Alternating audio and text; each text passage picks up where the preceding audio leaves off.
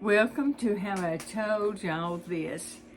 My name is Nelda Spell Mitchell, and I'm going to read you another story about my husband Dennis when he was a youngster.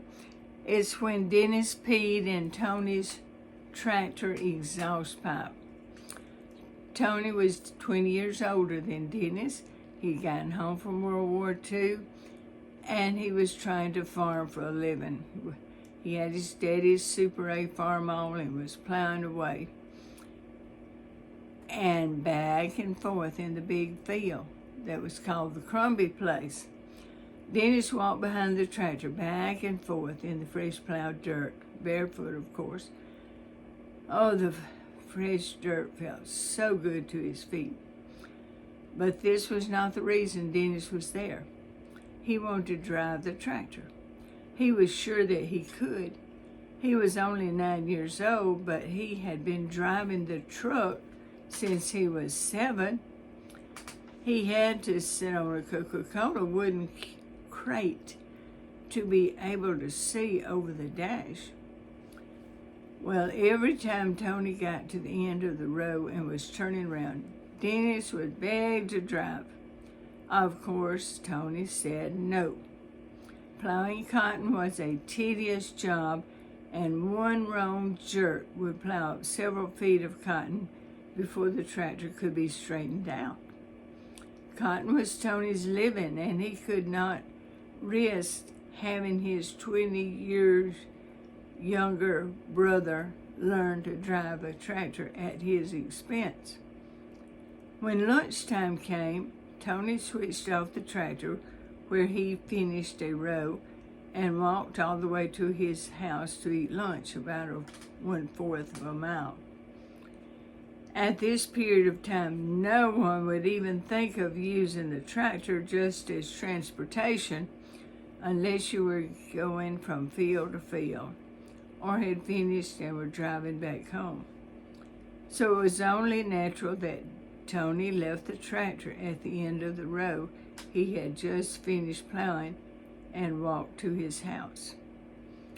Well, now, this was Dennis's chance to drive the tractor. He hopped on the tractor and drove in his mind. Even though he was very bold, he would never crank up without permission. He just sat on the seat with his hands on the steering wheel saying button, button, button, and making noises as if he were changing gears. After a few minutes of this in-place driving, he had a strong urge to empty his bladder.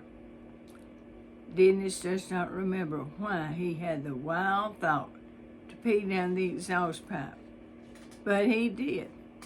He stood up on the hood and filled it pretty full. When he saw Tony returning to the field, he started running home. When he had gotten far enough to be safe from Tony, he stopped in some tall weeds to see what would happen when the tractor cranked, or if it would crank. He really thought he may have ruined the tractor. But after all, that may have been good enough for Tony, not letting him drive. Oh, thank goodness the tractor did crank. It spit and sputtered and blew spray out of the exhaust. Tony wiped his face with his shirt sleeve and plowed away. Tony was not sure of what happened, but he had his suspicions.